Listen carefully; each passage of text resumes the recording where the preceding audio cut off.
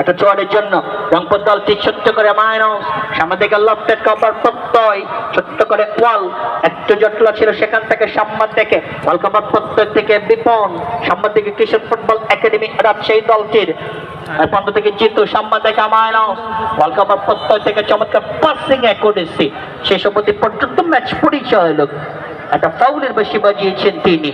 সেন্টোস football academy Rangpur favourite তাদের 2-0 গোলে পিছিয়ে দলটি চেষ্টা করছে গোল দুটি পরিশোধ করে ম্যাচে কিভাবে কামব্যাক করা যায়, সেই কামব্যাক করবার মিশনে এখনো 2 গোলে পিছিয়ে তারা। কিশোর ফুটবল একাডেমি রাজশাহী 2-0 গোলে অগ্রগামী।